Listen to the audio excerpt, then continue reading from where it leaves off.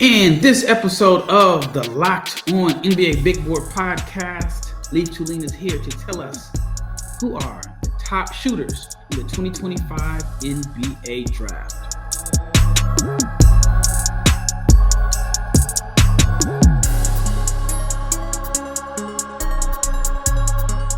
Big shout out to each and every person that has made the Locked On NBA Big Board podcast your first listen of the day. I'm your host, Rafael Barlowe, along with my co-host, Leif Thulin, the man that watches more college basketball than anyone else. And like I mentioned in this episode, Leif is going to share his thoughts on the best snipers in the 2025 NBA Draft. But before we get into this episode, I want to let you know that it is brought to you by FanDuel. Right now, new customers can get $200 in bonus bets when your first $5 bet wins. And if you are not subscribed to the Locked On NBA Big Board YouTube channel, please subscribe, like, share, comment, and click the bell so you can be notified every time we drop an episode, because we are your daily source for NBA draft content. May is almost done. June is around the corner, and June means the NBA draft is coming right up. So stick with us. All right, let's get right into this episode. Leif, it's been a little while since we recorded together. You weren't at the Combine, but I just want to hear your initial thoughts of the Combine. Was there any big takeaways from last week's action? I don't think anyone truly shocked me in terms of how they performed in the scrimmages or how they tested. I think obviously there's some risers, Cedric Coward, and one of them, that wingspan and, the shooting prowess. He rose.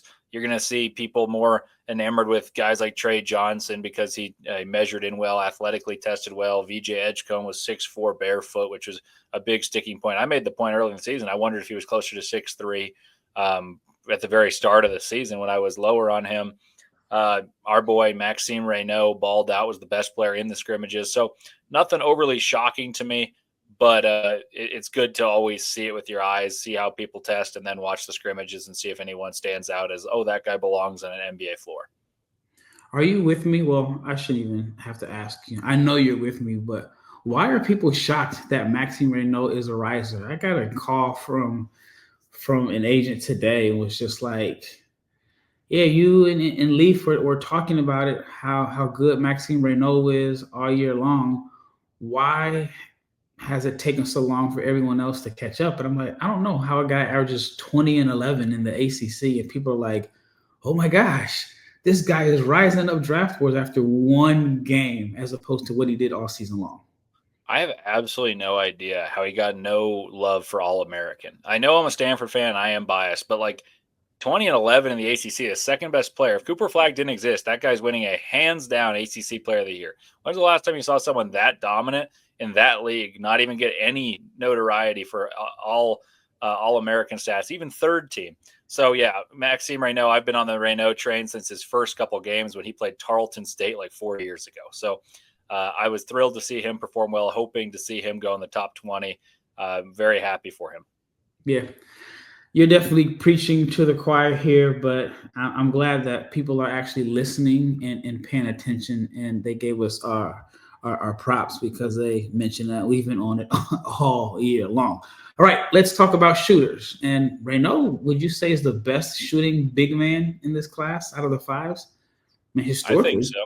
Yeah, historically. I think so. He shoots it. He steps out and shoots it well. He's got great touch with either hand near the basket. So all those touch parameters are certainly sticking out. You can make a case for some players that didn't have the same volume, but I'd take right now. Yep. All right, let's talk about the best shooters overall. You have Kentucky's Koby Brea as your top shooter in the 2025 NBA Draft. Why Koby Brea? He's the best shooter in all of college basketball this past year, and he did it at Dayton, and it was more like, oh, here's catch and shoot. It's going to be deep because they have Deron Holmes under the hoop. Who's going to help out? Koby Brea is going to shoot a 28-footer and hit it. And then this year, Kentucky, he had a larger sample size, better competition, and did it off the bounce and was still an electric shooter. There were games where he missed, and there was games where he went 7 of 10, and you say, wow, you look at the shot difficulty here. Most shooters shoot 2 for 10 in that day. His ball is beautiful. I watched him play live twice when he was at Dayton, and I watched his scrimmage. his warm-up before the NCAA tournament. And I kid you not, he walked out, no warm-ups before this because the Nevada was playing ahead of them, and they actually played each other, and you just go out for 20-minute shoot-arounds. Koby Brea shot 32 shots and made all 32. The guy does not miss. He's the best shooter in college basketball. He's the best shooter in this draft. I don't think he's going to go in the first round, but I think he'll make an NBA roster because you don't get 6-7 guys who can shoot like that very often. Yeah, how often does a guy shoot 43.5% on 5.9 attempts per game, and his shooting percentage from three is down 6 points from the year prior? Brea shot. And they were hard. Like these were not just like, oh, I'm going to come off a screen and a pin down, I can set my feet. No, like these were step back threes. These are flying off top of the scouting report when he's on a pin down. Everyone knows to chase him off. Drains everything. Beautiful shot. Like this is probably the best shooter we've had in numerous years in the draft. Yeah, 49.8% from three I guess it was his senior year, and then his fifth year at Kentucky, 43.5%. Shout out to his agent. I met his agent, Erica Ruiz, at the NBA Combine. So big shout out to Erica Ruiz. All right, who is the second best shooter in your opinion? Now, this is one I've been waiting to talk about. So this is the reason I texted you I want to do a shooters episode is this guy, Tre Johnson. I think if this was a discussion on who are first-round picks, the best shooter in the NBA draft when it comes to first-round picks is Tre Johnson. Tre Johnson is an excellent shooter. He shot horrible shots, both out of his own volition and because Texas was horrible. But when he shoots off the ball, I watched all 53 shots he took off the ball the other day. And it is beautiful. When he goes, so if he's under the hoop and runs off and he's going towards his left and he gets his right foot, left foot down, and he squares his shoulders, absolute money. It was beautiful. I watched it with a friend. We watched all of his shots, and I just came away so enamored with how he can play off the ball. And I've already made the comparison on here and on other podcasts as well. I think Tre Johnson's a little bit like Shai Gilgeous-Alexander. Not in the sense of they have this dynamic wiggle that Shai has and the track speed that Shai has, but in the sense that neither are natural point guards, but both, when forced to play point guard, or in Shai's case, chosen to play point guard, they draw so much attention due to their scoring gravity. They can make the right play and make your team better. But I also can see, I'm not going to compare him to Devin Booker because I think they're a little different, but I can see some Devin Booker in Tre Johnson in the sense that he comes off a screen in collegiate basketball and he's absolute money. You put him in NBA with spacing and he's not the top of the scouting report, at least initially, and he's coming off the screen. I think he's the best shooter in the class. His ball is easy off his hand. He's got a quick trigger, can create his own shot. The volume is the biggest indicator to me of how good a shooter you are. He can shoot from like 30 feet and in. I think Tre Johnson, I mean, I haven't talked to you about this, but I think Tre Johnson and Ace Bailey are on even footing as 3A, 3B for me. I truly don't know who I would favor as a better prospect. I love Tre Johnson. I think he's got all-star, maybe even better upside than that. And his shooting is a strength that somehow is almost underrated by national media because he had the ball so often. Man, we are on the same page. I was saving this take for later on in the week, but I think I'm going to move Tre Johnson to number 3 on my board. Well, we are really aligned because I was doing some tinkering on my big board and I've got Tre Johnson at 3 right now. Yeah, I mean, it's crazy to me how underrated he is as a shooter. Tre Johnson, his freshman year at Texas, led the SEC in scoring, and we've talked about it at length, how historically good this SEC conference was, 19.9 points per game. But he shot 39.7% from 3 on 6.8 attempts per game. So the efficiency is there. The volume is crazy. And then if you add on the fact that he did not have like the best table setters, like a lot of those threes were self-created, a lot were grenades or bombs at the end of the shot clock. I think if you put him in a situation where he's getting catch and shoot opportunities and he doesn't have to force shots, what are his shooting percentages? Like, is he going to shoot 43, 44, 45% from 3? So I think Tre Johnson is criminally underrated, despite the fact that most people see him as a top 10 pick. I don't like the Cam Johnson comparisons that are floating around. I think those are pretty lazy. I think if you just look at his passing and the passes that he made, Cam Johnson is not making those passes. Are you thinking Cam Thomas? I mean, Cam Thomas. I'm sorry. Yeah. Cam Thomas. Both on the book. Cam Johnson can shoot, so I was riding with it for a second, but I realized who you're talking about. But I agree. I don't think he's the Cam Thomas, Jamal Crawford. I think he's got a little more scoring as a primary option than Jamal Crawford and Cam Thomas. I think he's a far better passer then, so I'm with you there too. Yeah, I mean, I get it. Cam Thomas is going to play in the NBA for a while. Jamal Crawford played a long time. Those aren't bad comparisons, but I think like when people are making that comparison, it's coming from a negative slant as opposed to seeing how good of a passer that Tre Johnson is. But we're here to talk about his shooting. He shot lights out at the combine, and there were some NBA scouts in attendance that were like amazed by it. I'm just like, the guy can shoot. He's been knocking down shots all year.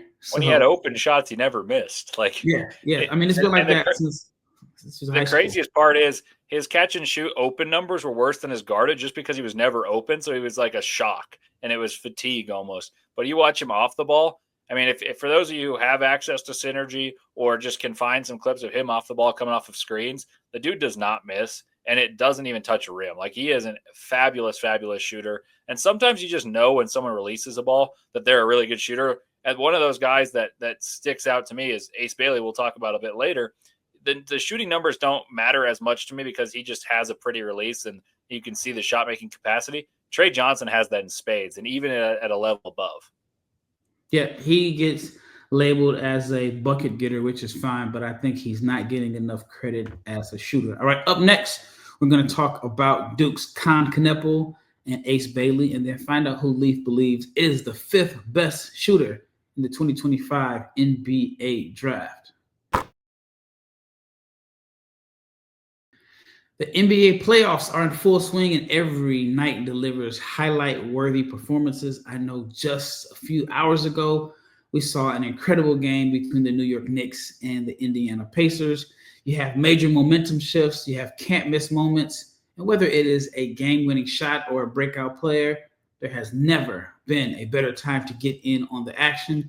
And FanDuel makes it very simple and easy to stay in the game before tip-offs and live. With player props, performance trends, and same-game parlays, fans have more ways than ever to play smart and win big. So which players are showing up in the biggest moments, and how could tracking their trends help you win your next bet? What would it look like to combine live prop bets mid-game based on how the action unfolds? And if you got a read on who's heating up, why not back it up with a same-game parlay? And also, how could $200 in bets add to the excitement if your first $5 bet hits? And if you are new to FanDuel, it is the perfect time to sign up. So head to FanDuel.com and place your first $5 bet. And if it wins, you'll get $200 in bonus bets. So make every moment more with FanDuel, the official sports betting partner of the NBA. All right, second segment. So we are covering the top shooters in the 2025 NBA Draft. We've covered Kentucky's Koby Brea, also Texas's Tre Johnson, two players from the SEC. All right, next, let's talk about Duke's Kon Knueppel. We talked about Kon a lot coming into the season. We thought that there was a chance that he would be Duke's leading scorer. That didn't happen. We underestimated Cooper Flagg, their projected number one pick. But Kon Knueppel had a really good freshman year. And his shooting numbers were good. He finished above 40%.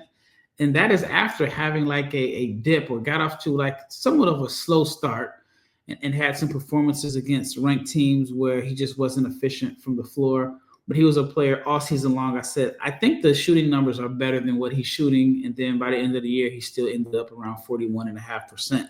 So tell me your thoughts on Kon Knueppel as a shooter. Well, it looked like when we said, hey, I think where there's smoke, there's fire, that this guy's going to start, looks pretty good. And he might be a top 7-8 pick in the NBA draft. Well, I'll throw you some numbers for those of you numerically inclined. 98th percentile spot up. That tells you he's a good shooter. 92nd percentile catch and shoot. And, I mean, those are the numbers that matter. Off the screen and off the dribble are a little worse than you'd like. I think he's a less dynamic shooter than Tre Johnson, which is why I have Tre Johnson ahead. He also got far better looks because he was the beneficiary of the gravity created by one Cooper Flagg. But Kon Knueppel can shoot, like no doubt about it. He can flat out shoot the ball. He can come off the screens in motion, knock down threes, and he's a great, when he gets his feet set, his shot is very, very pure. Working on becoming more dynamic, hitting a few threes off the dribble certainly elevates his ceiling. And while we're talking about shooting, he's able to supplement his shooting by pump faking, playing off 2 feet, getting downhill, and scoring. He's 70th percentile at the rim, which is quite good, 62.3% as a below the rim finisher, playing off 2 feet. And he's a guy that I don't know if the upside is tremendous in the sense like, oh, is he an all-star? Probably not. But I think his upside is someone who stars in his role. Think of Bojan Bogdanovic, someone like that, where he can score, hit threes, use his body, get towards the rim, do a little bit more, and he's a more venerable defender than many of these other freshmen, especially of the archetype. Most people say he's always slow-footed and white. I think if you watch Kon Knueppel film, you become impressed with the defense.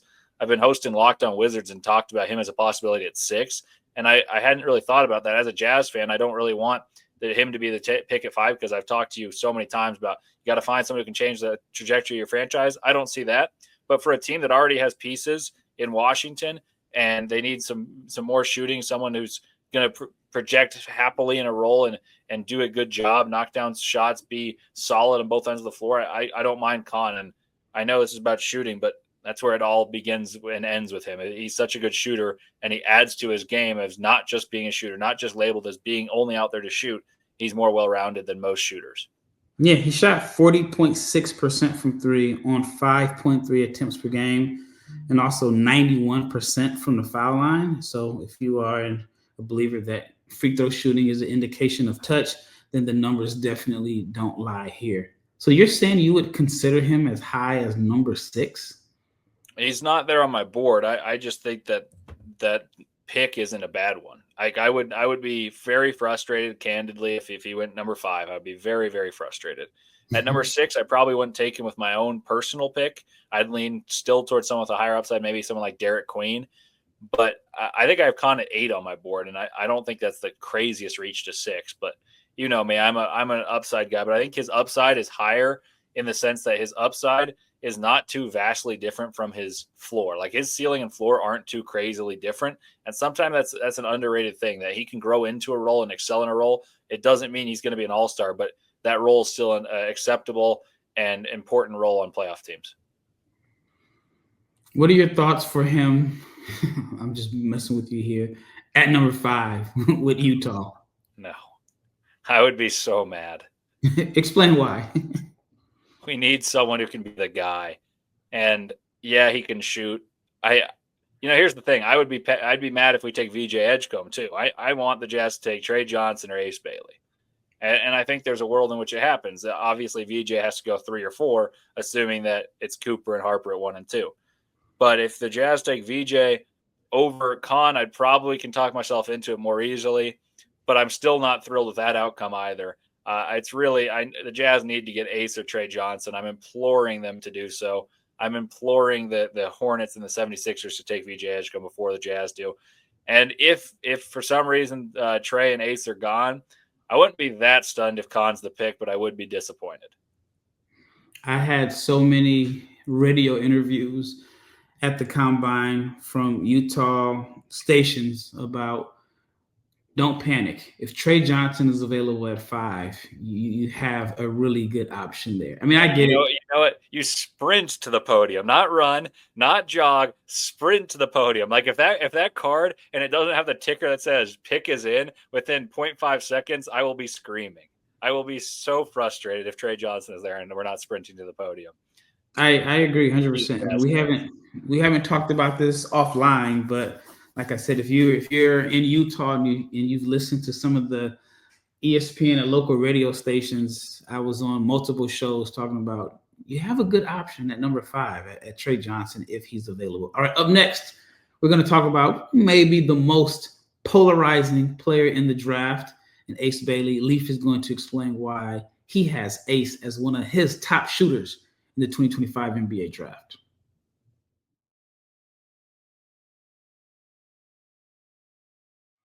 All right, last segment, Ace Bailey.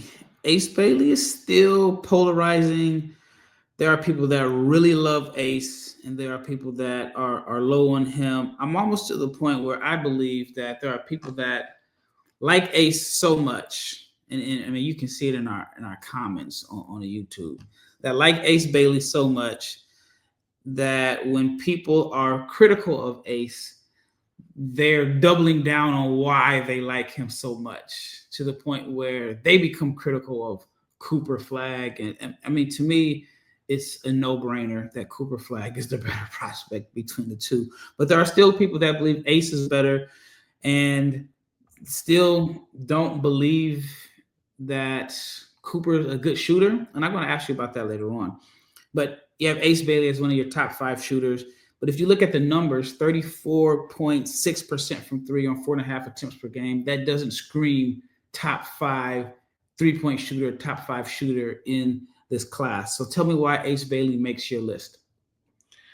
Because when he shoots the basketball, I believe, like, he shoots terrible shots, much like Tre Johnson, because there wasn't much spacing at Rutgers. I think he needs to work on creation. But the fact he makes a fair amount of those crazy shots and his numbers are as good as they are, like, you can read those numbers and say, oh, that's a pretty good shooter, even if they were just catch and shoot ones. Like, if he shot the same shots as Kon Knueppel and had those numbers, you'd say, oh, that's still a pretty good shooter. The fact that I've seen the shots he takes, these fadeaways, these like weird, awkward pivots, turnarounds, it's what's funny is he uses this pivot sequence. Most right-handers use a left to right. He uses a right to left as if he's left-handed. It's very, very strange. He squares his body differently, and his best catch and shoot is a inbounds play where he starts, like, the inbound is on the one side of the floor, and he starts all the way on the other side, and he runs a loop and catches it running to his right. Most right-handed shooters would prefer going left to square their body. So Ace Bailey is such a gifted shooter, even shooting difficult shots with maybe improper footwork or such difficult footwork, showing he's got both. He's an alarming watch, because you say, wow, the fact that he shoots that well is impressive because of the difficulty and the difficulty he puts himself under. You simplify that, get some more space, and get a little stronger. He might be the best shooter in this class. I think he's one of these guys that you got to just trust your eyes. Watch how easy the ball comes out of his hands. It's a high, quick release. I love his shot. So when I look at his numbers, this is what's pretty interesting to me. He shot 38% on catch and shoot threes. You'll take that all day. 44% on contested catch and shoot threes. When there's a hand in his face, 44%. But the number drops to just 25% on uncontested threes. And these are numbers according to Synergy. And then he shot 24% on threes off the dribble on 41 attempts. I can't think of a guy where there's such a huge difference, like almost a 20% difference in percentage when he's guarded as opposed to when he is unguarded, according to Synergy. Because it's rare. It just throws you off when you're wide open. Tre Johnson's got a pretty good split as well. He's way better compared to the numbers at shooting with someone in his face as guarded versus unguarded on the Synergy splits. But I'm just trusting my eyes on this one. I agree with you. That is puzzling. But I think those type of players who shoot well with guarded catch and shoots tend to do very well in unguarded in the NBA. Like, if you can shoot well with someone on you, you're going to figure out how to shoot well with no one on you as a spot-up guy, as your role simplifies in the NBA. And maybe his role doesn't simplify because he's that talented and he can have the ball in his hands. Like, that's the pitch. For those people who are saying he's as good a prospect, better prospect, in the same range as Cooper Flag, the pitch is because of his ball skills. Like, his ball skills need to improve. The shooting is what makes it tolerable that he doesn't have those elite ball skills, because he can still create and shoot over someone within a phone booth. Like, he can make you miss in a phone booth as a shooter, kind of that Carmelo Anthony post up, jab step, create, score. As he refines that type of stuff and you see his shooting touch, I'm telling you, that guy can really, really score, and it's because he can really, really shoot. All right, who finishes out your list as the top 5 shooter in the 2025 NBA draft class? There's some pretty good options here, but who is number 5? Because I have some guys that I'm like, all right, I think you left off your list. But start with who you have at 5. So I had 2 at kind of 5A, 5B. One that I think is a first-round pick, so I'll go with him to get more shine. That's Jase Richardson. The other would have been Walter Clayton Jr., who, if I had to be honest, I think he's a better shooter, but I like the way Jase Richardson creates his shots more for the NBA. Jase Richardson shot very well. He shot 41% from three. He's an 84% free throw shooter. He shot 49% from the field, and I know that incorporates twos and stuff like that, but he shot step backs. He did it off the dribble well, shot 41.2 from three. He had enough volume to make me a believer, both in the catch and shoot and off the dribble. And he was number one on the scouting report defensively. And I'm always a believer in guys who can shoot that well while being defended with the utmost scrutiny. I mean, was he number one on the scouting report? He only played 25 minutes per game. He came off the bench to start the year, but when Michigan State changed their trajectory to being a 2 seed and make the Elite Eight, it was because Jase Richardson elevated their team. He perpetuated them to heights that they did not have because their previous guards were Jeremiah Fears' older brother, who cannot shoot a lick, and Trey Holloman, who scored 10 a game, but he's known for defense. Like, no one else on that team could score the basketball. Jase Richardson was definitely their number one and the most focused upon. What do you think his projection is in the NBA? I mean, he measured out at 6 foot at the combine. I was scared of him measuring poorly during the season, so I never quite got to my top 10, top 15 like everyone else seemed to have him locked into. I've got him around 17. I like what he does, but it's just hard to be a 6 foot, 6'1", 2 guard in today's NBA. It's just very, very rare. The ones who do it are superb athletes. And he is not like his dad in terms of that vertical athleticism. He's kind of a sneaky, slashing athlete. So as a prospect, I'm a little bit lower than I'd say the consensus is. But as a shooter, I think he does have real deal touch. Yeah. He has a younger brother, Jackson, that's got the dad's bounce. But, yeah, I'm a little bit lower on him than the consensus also. I think there's not much of a difference between him and some of the other smaller guards. Let's talk about Walter Clayton. I've always kind of labeled him, and this is Walter Clayton from Florida. I've always kind of labeled him as more of a shot maker than shooter. I know that there's a difference, but what makes you label him as a shooter? Because he makes shots that are difficult. He makes the easy ones. He makes free throws, and he's done it for years and years as the number one option. When he was at Iona, I got asked a question a long time ago. It might have been from you. It might have been on a college basketball one, but it said, who's the best shooter in the country? Both as a shooter and a creator. And I said Walter Clayton when he was at Iona. At the time, he was shooting 92% from the free throw line and over 40 from three. And that's when getting all the defensive attention on an Iona team. Then he goes to Florida, and I thought he was underrated last year. Should have been all SEC, wasn't. And I thought to myself, you know what? This is the guy that's going to be stirring the drink for a really good team. You know, many others know I was on the Florida bandwagon very early, so I watched tons of their games.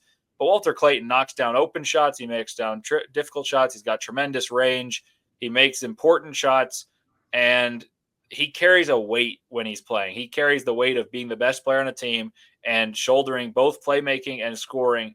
And when he knocks down shots, you feel this, oh, that counted as not just 3, that counted as 4, because he made a big shot. He made a big-time read and then stepped back and hit a 3. So he's just one of those guys I trust to make shots. I trust his intangibles. I don't necessarily think he's a first-round pick because he's older, and he's not a very mature point guard, even though he's been a older player. He's the 2 guard in a sense. But if you're asking me who's going to make shots when it counts, there's very few players I want more than Walter Clayton Jr. All right. We agree on a lot of things, but I'm going to disagree with you on your list.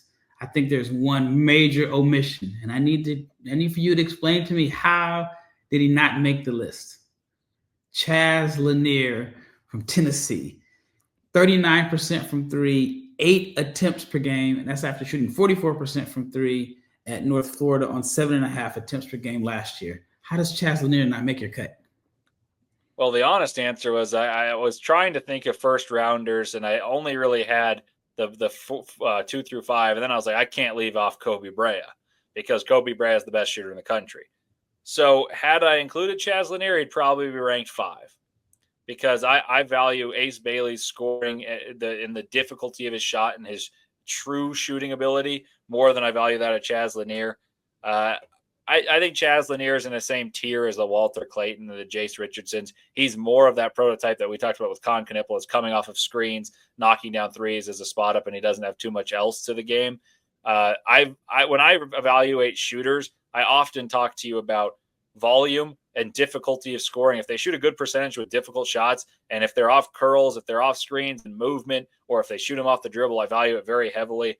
Maybe I'm biased because when I played basketball, I was someone who would fly off pin downs of the ilk of Kyle Guy, my favorite player of college basketball ever, and shoot a ton of threes and movement. And I think it's harder than those who catch and shoot and get good shots, and the best shooters do it. Chaz Lanier does that well, so I will give him props there. But I think those are system threes. He gets system threes where everything's created off of movement and pin downs.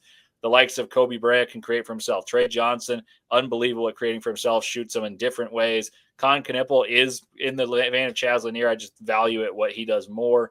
Ace Bailey is the one who I think is the best shot maker. And Jase Richardson, you can make the argument Chaz Lanier is ahead of, but I like that Jase did it stepping back with the ball in his hands, but also mostly just because he was the first round pick. Yep. I was speaking with the scout at the combine who absolutely loves Chaz Lanier. He has I don't think that he has like the deciding vote in who his team selects, but he represents a playoff team, and he said that if Lanier is available, and this is a team that is, I'll just say, within the top 40. And he was saying that if Lanier is available inside the top 40, and if it were up to him, he would absolutely take him because he thinks that he is a player that could come in and play minutes on a playoff team just because of how well he shoots the ball. So it just shows that this class has some shooters. I mean, there's some depth and there's some talent. There's some guys that can shoot. Just talked about him briefly, but Cooper Flagg shot 38.5% from three. Doesn't get the recognition as a shooter. I didn't see him shooting 38% from three this season. So, I mean, there's some shooters in this class. Will Riley is a guy that I think long-term is going to be a good shooter. I thought about him. Yeah, he didn't have the percentages this year. Neat Clifford shot 37% from three, back-to-back years. Cedric Howard, who has shot the ball well from three over his career. You may disagree with the sample size or whatever, but there's some depth in this class with shooters. You know, another one that I thought of recently would be Tahad Pettiford, because he creates all of his own shots. And like I've talked about, I think that's the best weapon in basketball right now is the Steph Curry, the Damian Lillards, who can come off a screen and stretch the floor from 30 feet and knock down that three or drive right by you. And Tahad Pettiford, I think, fared well at the combine, but also I think he's a very, very good shooter. He can hit step-back threes. He can do it off the bounce. He's another guy I'd throw in that honorable mention mix, but I totally agree. I thought about Will Riley as well for that final spot. Yeah, good class. Well, that wraps up this episode of the Locked On NBA Big Board Podcast. Once again, thank you for making this your first listen of the day, and we are out of here.